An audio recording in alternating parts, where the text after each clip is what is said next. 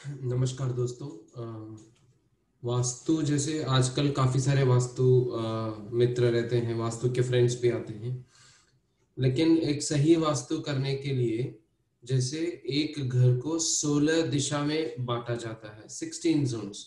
जैसे हमारे क्या है कि हमारे काफी सारे ऐसे वास्तु पर्सन है जो जैसे आके चार दिशा में चार कॉर्नर खाली देख के निकल जाते हैं, उसके बावजूद भी ज्यादा कुछ नहीं होता है।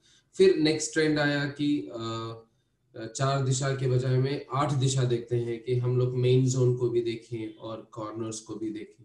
लेकिन सही वास्तु के हिसाब से चीजें सही जगह पे हैं नहीं है। जैसे मैं अभी एक जन का वास्तु कर रहा हूँ। एक छोटा सा एक अवेयरनेस दे दो कि वास्तुशास्त्र एक्चुअली होता क्या है। एनर्जीज भी जरूरी है, वास्तु के हिसाब से भी घर है, लेकिन फिर भी अगर शांति नहीं है, बरकत नहीं है, तो पॉसिबिलिटी ये रहता है कि घर में एनर्जी की कमी हो। सो वास्तु और एनर्जी दोनों साइड बाय साइड चलते हैं, दोनों ही अलग फील्ड होते हैं, लेकिन दोनों ही इंटरडिपेंडेंट होते हैं। चीजों को कहाँ पे रखना है, कैसे रखना है, बेड कैसे आएगा, चीजें कहाँ आएगी, कॉपर की चीजें कहाँ पे आएगी, ब्रास की चीजें कहाँ पे आएगी, ये हर चीज इस वास्तुशास्त्र में दिखाया जाता है।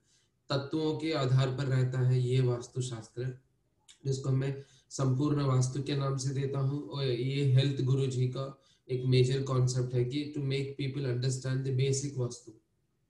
तो इस बेसिक वास्तु में एक घर को 16 एक घर को 16 दिशा में डिवाइड किया जाता है, 16 जोन्स। नॉर्थ हो गया, north north east, east north east, east east south east, south east south south east, ऐसे करके 16 जोन्स। हर एक जोन का एक मतलब होता है, हर एक जोन का एक मतलब होता है। जैसे नॉर्थ में there should be, it is good for money and opportunity, west is good for games. वैसे ही हर 16 जोन के एक, सो जिस जोन का जो आधार है, अगर उसी के बेसिस पे घर पे चीजें या करेक्शंस किया जाए, तो हर चीज को हम लोग पॉसिबिलिटी दे सकते हैं कि एटलीस्ट मेरे घर में वास्तु सही है, इसके बावजूद अगर कुछ disturbances, it's only about energies. So ये एक प्रॉपर वे ऑफ एनालिसिस होता है। और जैसे 16 दिशा हो गई, यहाँ पे एंट्रेंस बहुत इंपॉर्टेंट रखता है। एंट्रेंस में जैसे एक एक एंट्रेंस पॉजिटिव और नेगेटिव रहता है। जैसे यहाँ का जो एंट्रेंस है N4, N5, N6, N6 becomes a little negative entrance, N4, N5 is superb entrance। वैसे ही इस 32 एंट्रेंसेस होते हैं, 32 एंट्रेंसेस में 32 के 9 entrances are very very positive. बाकी के जो एंट्रेंसेस है नेगेटिव रिजल्ट देता है, उसको हमें करेक्शंस इफेक्ट्स करना पड़ता है। करेक्शंस कैसे होते हैं? कलर टेप, स्ट्रिपिंग्स, काफी सारे मेथड्स हैं, देवता देव मनीष, काफी सारी चीजें हैं जो इंस्टॉलेशन के हिसाब से हम लोग गाइडेंस देते हैं। So this is the actual way where you have to understand कि वास्तु कैसे होती है और कहाँ कहाँ पे कर सकते हैं।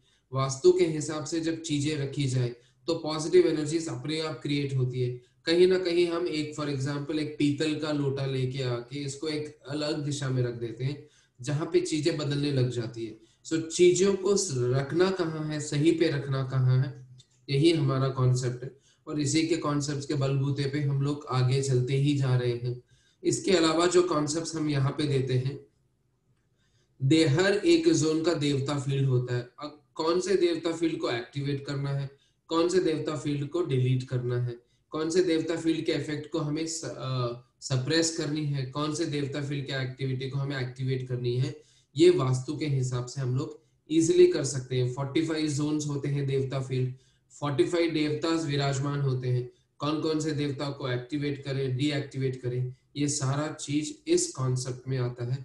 क्योंकि देवता एक्टिवेशन, देवता पे बैलेंसिंग करना अगर सही दिशा में किया जाए, कोई भी चीज को उलटफेर किया जा सकता है। नमस्कार दोस्तों, थैंक यू वेरी मच।